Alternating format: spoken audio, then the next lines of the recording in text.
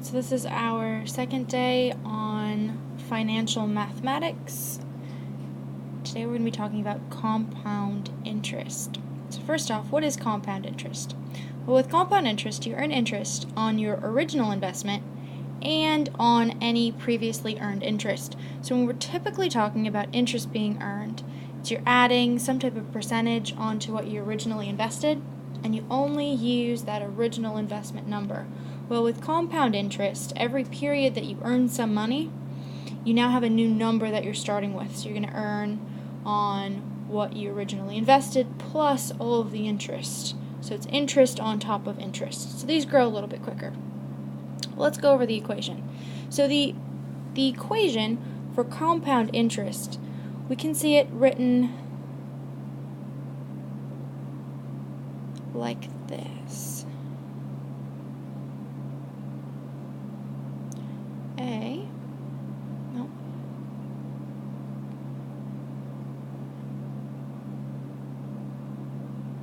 Is equal to P times the quantity 1, the number 1, plus the letter I raised to the n power. And this is very different than the A equals P times 1 plus RT equation that we used before. Okay, so let's talk about what these pieces are. The A, we know it's our amount. It's the number that we have, or the amount of money that we're going to end up with. P is the principal. That's what we're starting with. So the starting amount.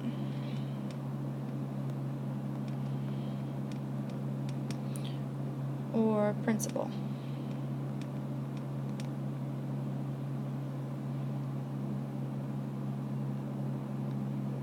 I is the interest per period.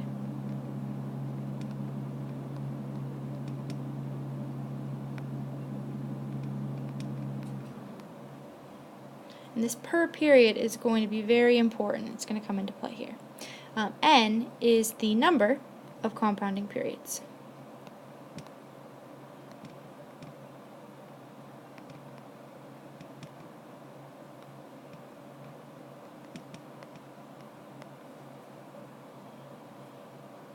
Alright, so let's look at an example. Say you have an original investment of $1,000. It's invested at a rate of 5% for 3 years. Well, if we think about this, all right, 3 years. So you've got year 1, year 2, and year 3. End of year 1, end of year 2, end of year 3. If we're talking about simple interest, we'll do this one in blue. With simple interest, well, 5% of $1,000 is just $50. So at the end of our first year, with simple interest, you earn $50, right? And you're going to earn $50 every year after as well, because it's 5% on the original investment, which was $1,000. Okay? So at the end of year 1, we'd have a total balance of $1,050. At the end of year 2, well, we're adding 50 on to 1050, so we get $1,100. And then we add another 50 onto that, end of year 3, and we end up with $1,150. Okay. Now with compound interest, it's a little bit different. That first year, we're starting with that $1,000 again, and so after the first year, we're going to earn 5% on $1,000. So we're going to earn $50, which would give us a balance of $1,050. And as we can see, these two, they're the same right now. That first year, it's the same. Okay? However, year 2, we're now going to take 5% of this number right here. Okay? We're going to earn interest on our initial investment and any interest that we earn. So 5% of $1,050 is $5,250. Okay, how do we find 5% of a value or of an amount of money? Percentages, you just multiply by the decimal that corresponds to that percent. Okay, so we take 1050, we multiply it by 0.05, 5, we get 5250. And so we add 1050 to 5250, and we get $1,102.50. All right, so we can see our compound interest is much bigger than our simple interest, okay? 1,100 versus 1,102.50, so a little bit more money. Okay. Then after the third year, well, we're going to take 5% of our balance, and 5% of that value right there is $53. Sorry, not 53, it is $55.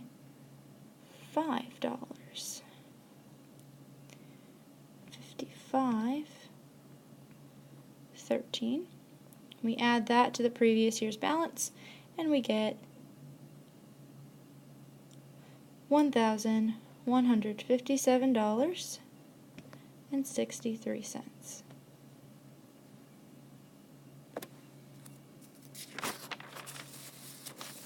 All right, so let's look at another example. Okay, so we've compared simple versus compound. We find that compounding interest, you earn more money. Okay.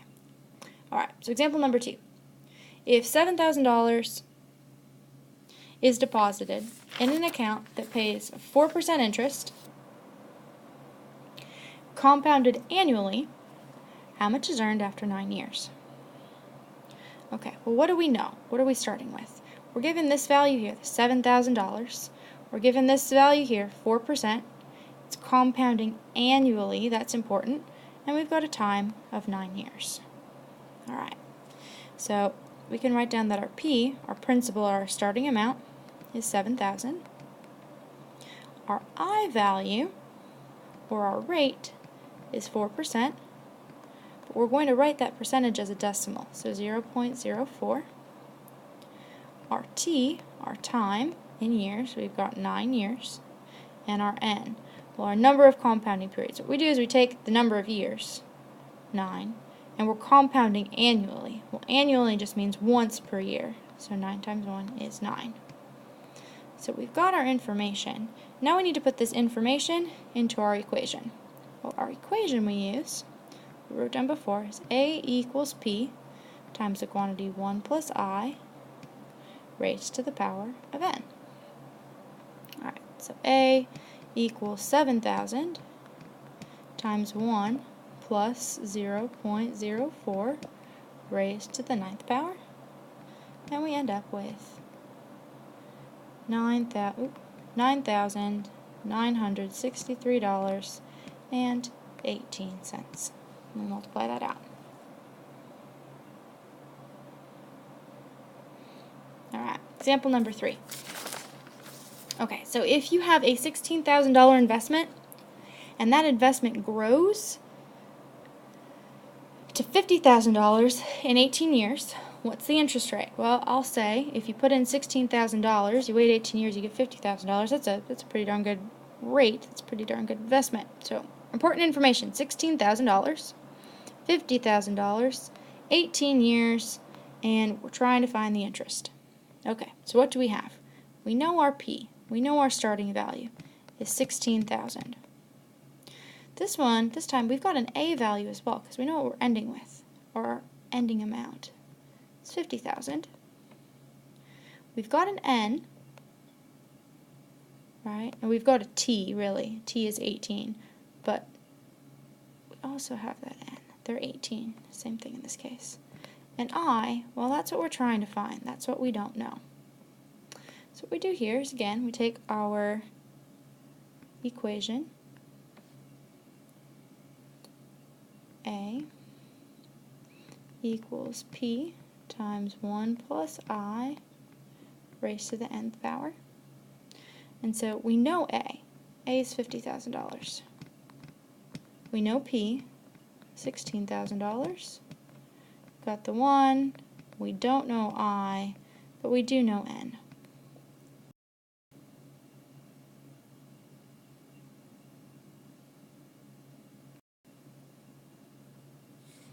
Alright, so we want to solve for I. But how do we isolate that I? Well, our first step is we need to divide both sides by 16,000. All right, order of operations. And so that leaves us with 3.125 is equal to the quantity 1 plus I raised to the 18th power. Alright, well, if you raise something to a power, in order to undo that power, you take the root with that number. Okay. So our next step is, I'm going to switch sides here. We want to take the 18th root of 3.125 and set that equal to 1 plus I. Okay, just scroll down just a little bit here. Uh-oh.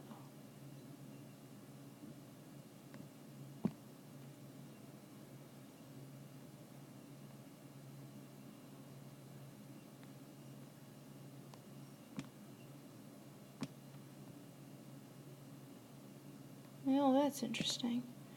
Okay. I'll finish this problem, then I'll just have to erase it. Alright.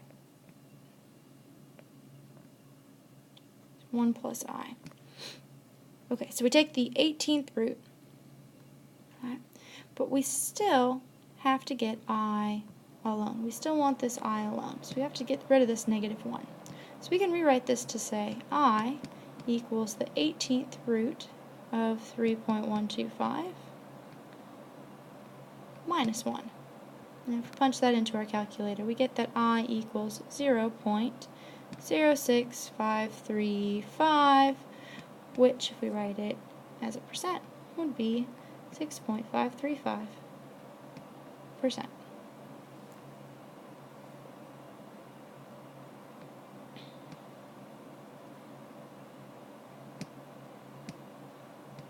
Okay, we're just going to move that on up and out.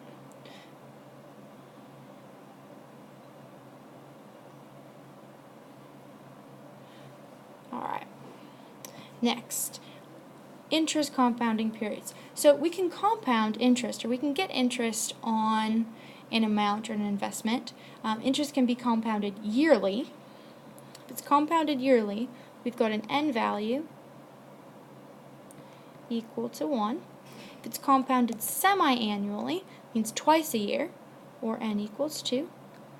Compounded quarterly, quarter like quarters, so 4, n equals 4. Compounded monthly would be n equals 12. And lastly, compounded daily, we assume 365 days in a year. Now, interest can also be compounded continuously. So what this means is, after daily, if you try to do hourly or every minute or every second, it gets a little excessive, and it shrinks, or it keeps growing, but just by very, very, very small amounts. So we can use this equation for compounding continuously. A equals P times E.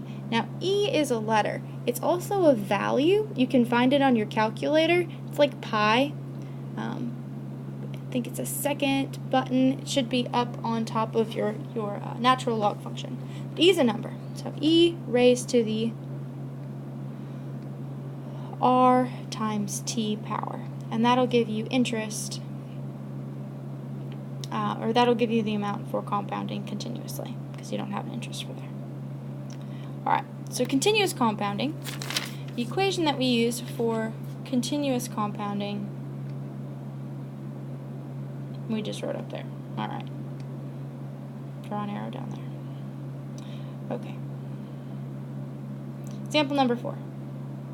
Suppose that Discover Bank offers a $10,000 certificate of deposit, we call these CDs, for 1 year at 4.3% interest. We want to find the value of the CD after 1 year, compounded annually and semi-annually. Alright, so first thing we have to remember is, which equation do we use? Well, we're talking about compounding. We're not compounding continuously, so we're going to use our equation A equals P times the quantity 1 plus I raised to the n. So if we're doing this annually, we get that A equals, well, what are our important numbers here? We've got $10,000 certificate of deposit. That's what we're starting with. We've got 4.3% interest. Okay? And we're compounding annually. So those are the numbers we got to remember. So A equals P. P is $10,000 times 1 plus I. Well, our I is just that 4.3%, or 0.043, raised to the n. Well, just annually, so that's a 1. We punch this into the calculator, and we get $10,430. Now, what if we do this semi-annually? Well, semi-annually means twice a year. Okay, so our n value is going to change. So we've got A equals, we're still starting with that original $10,000. This time, instead of 1 plus 4.3%, we're going to have to take that percentage and we divide it by the number of compounding periods. Because I is the amount of interest for each compounding period.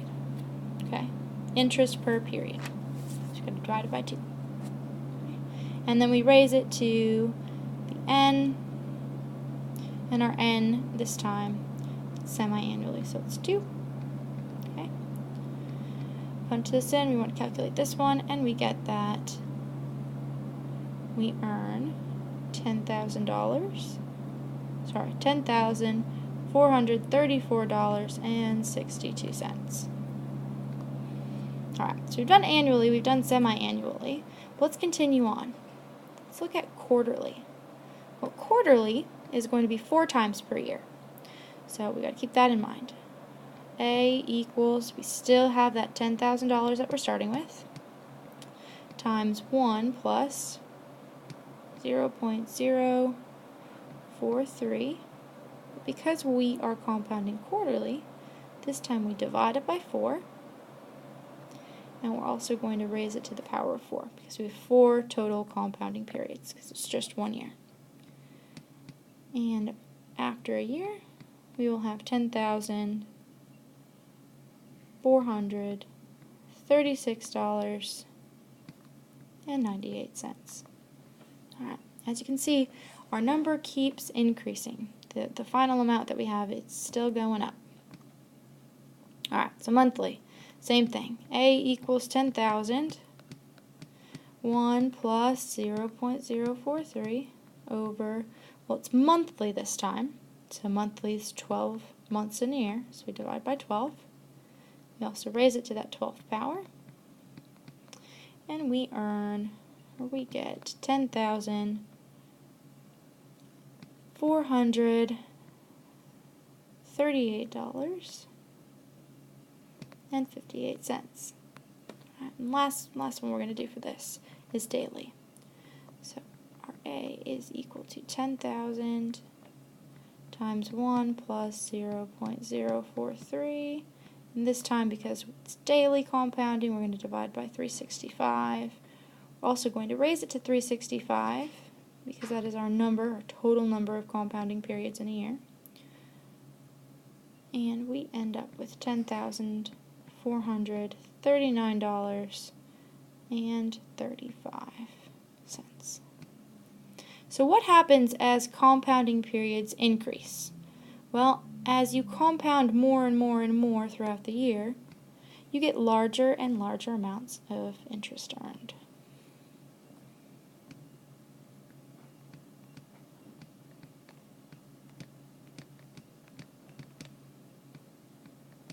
To larger amounts of interest earned.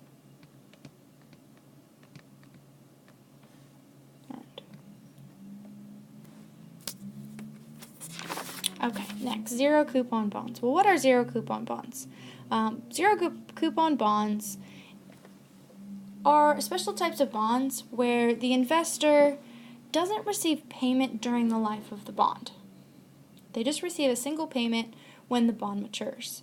And so what happens here is zero coupon bonds, they're sold at a substantial discount because the person buying them has to wait until maturity for any payout. Okay.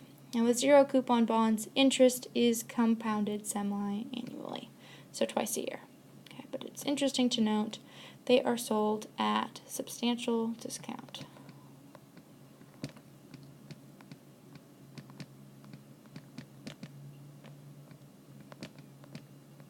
Comparatively. Alright, so let's work an example. So example number 5. A 15-year zero coupon bond paying 4.5% interest is bought for $12,824.50. What is the face value of the bond? Alright, so first we're going to start. What equation do we use? Well, we're going to use our A equals P times 1 plus I to the n power. We're going to use our compounding formula. And then we get to just plug in what we know. Well, what do we know? We know it's a 15-year. We know it's a 15-year zero coupon bond with an interest of 4.5%. It's bought for this amount. What's the face value? All right. So A equals, what is our P? Well, our P is what we're originally buying it for. So P is $12,824.50. Then we have 1 plus I. Our I is our interest. So we have 0.045 divided by, right, because we have to divide to get the I, divided by number of compounding periods per year. Well, we know that zero coupon bonds are semi-annual. So we divide this by 2, and we raise it to the power of n. Well, how do we find our n? We know our t equals 15, and we know our compounding periods. We've got 2 compounding periods per year, so times 2, and we get 30. So n, or our total number of compounding periods, would be 30. Alright, so we calculate this out, and we get that A equals $24,999.99. Okay. Because we're rounding a little bit here, we can just assume that this is a $25,000 zero coupon bond.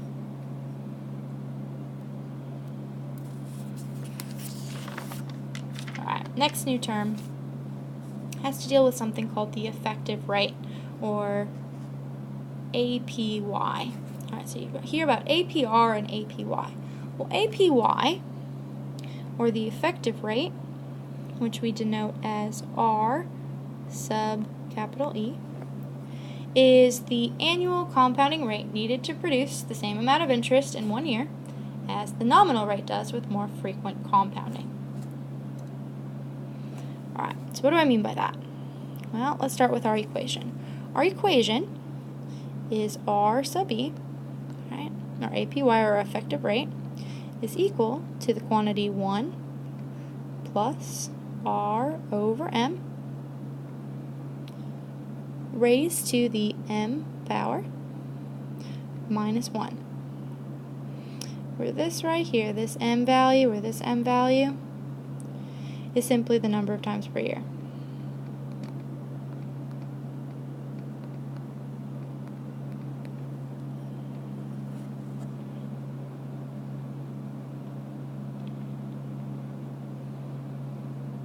Alright, so let's use this in an example. Example number 6. Say you have a 4-year $25,000 CD at a 5.12% interest. We're compounding daily. We want to find the APY. Well, what we do, so we've got this $25,000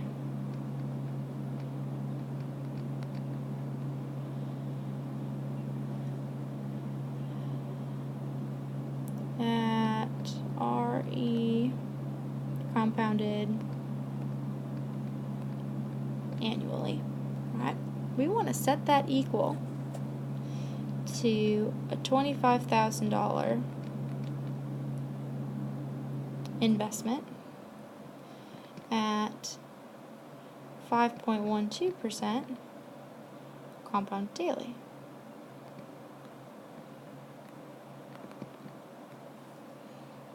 Okay, so what does this look like? Well, if we fill in our equations, we have $25,000 times 1 plus R sub E. Okay. So that's for our APY.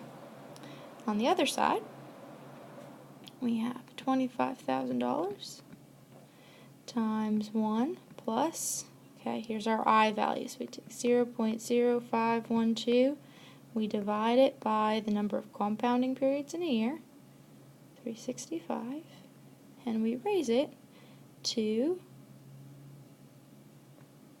365 because we're dealing just with 1 year. Okay. All right. Divide out 25,000 from both sides, and we get 1 plus R sub E equals 1 plus 0.0512 over 365 to the power of 365. Okay.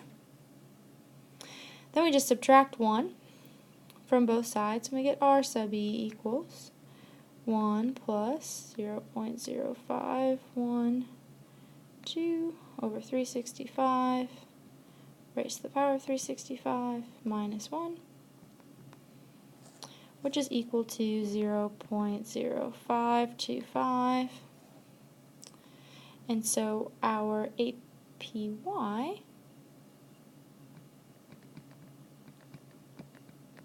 is 5.25%.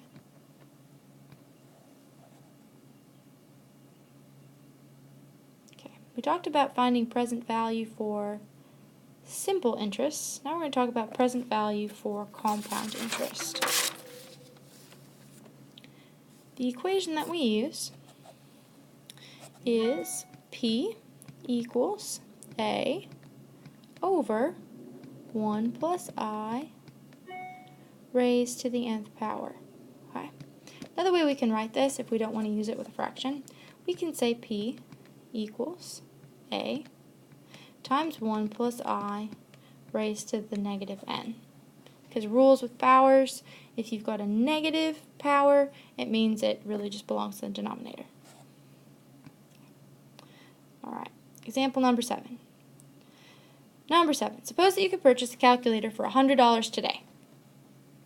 Assuming an annual inflation rate of 3.5% per year, how much would you have paid 4 years ago? So we know that inflation happens, right? Costs of goods and services goes up, and hopefully all of our salaries go up along with it, or we're kind of out of luck.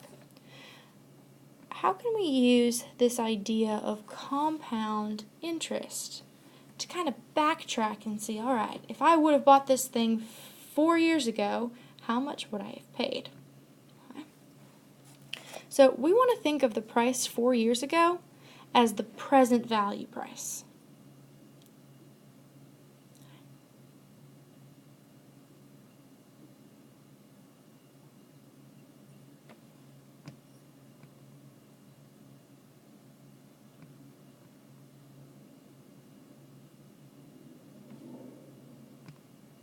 I'm going to highlight something here.